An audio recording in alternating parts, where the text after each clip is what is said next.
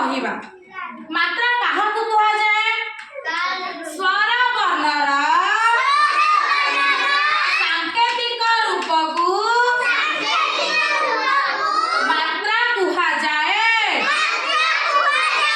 ସ୍ୱର ବର୍ଣ୍ଣର ସାଙ୍କେତିକ ରୂପକୁ ମାତ୍ରା କିମ୍ବା କାର ବୋଲି କୁହାଯାଏ।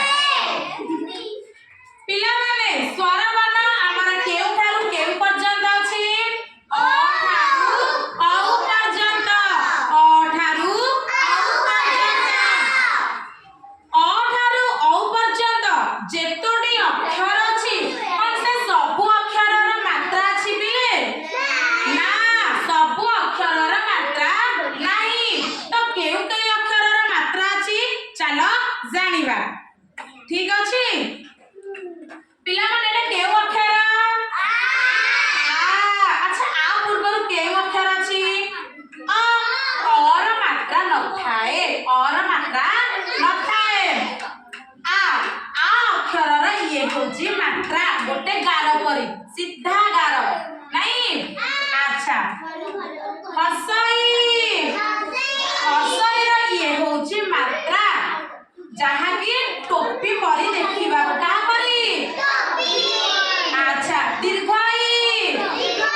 ଦୀର୍ଘରେ ଇଏ ହଉଛି ମାତ୍ରା, ଯାହାକି ଆଙ୍କୁଡ଼ି ପରି। କାହା ପରି? ଆଙ୍କୁଡ଼ି ପରି। ଇଏ ହଉଛି ହର୍ଷଉ। କଣ ପିଲେ? ହର୍ଷଉଟା ଇଏ ହଉଛି ମାତ୍ରା, ଏଟା କାହା ପରି ଦେଖିବାକୁ? ଦୀର୍ଘଉ। ଦୀର୍ଘରେ ଇଏ ହଉଛି ମାତ୍ରା, ଦୀର୍ଘ ମାତ୍ରା। ରୁ। ପିଲାମାନେ ଆମର ରୁ କେତେଟା ଅଛି? ଦିଟା। କିନ୍ତୁ ଦିଟା ଯାକ ରୁର ମାତ୍ରା ନଥାଏ, କେବଳ ଫାଷ୍ଟ ରୁର ମାତ୍ରା ଥାଏ। ଏଇଟା ହଉଛି ରୁ ମାତ୍ରା।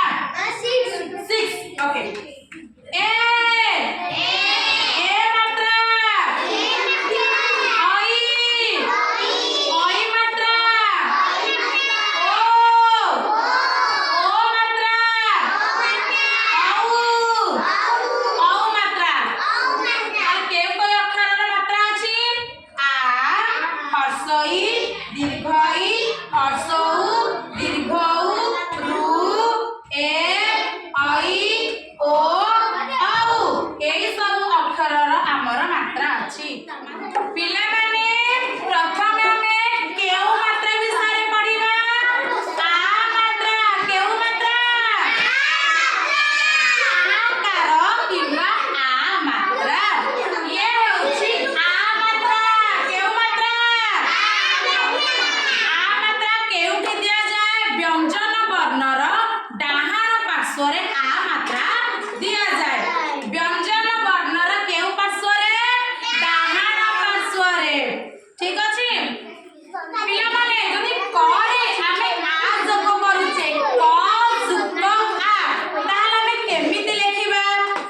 কেমিতি লেখিবা? প্রথমে আমি ক কু লেখিবা, তারপরে আর আমি ডাহাণ পাখরে মাত্রা দেই দেবা। ঠিক আছে, তাহলে করে আকার পিলামানে কোন হেই যিব? কা। করে আকার কা। সেই ভଳି খরে আকার খা। জোরে কুহ। গরে আকার ঘা। ঘরে আকার চরে আকার ছরে আকার জরে আকার ঝরে আকার টরে আকার হরে আকার ডরে আকার ঢরে আকার ণরে আকার তরে আকার থরে আকার দরে আকার ধরে আকার নরে আকার সেইভাবে পরে আকার পা, হরে আকার ফা, ডরে আকার বা, ভরে আকার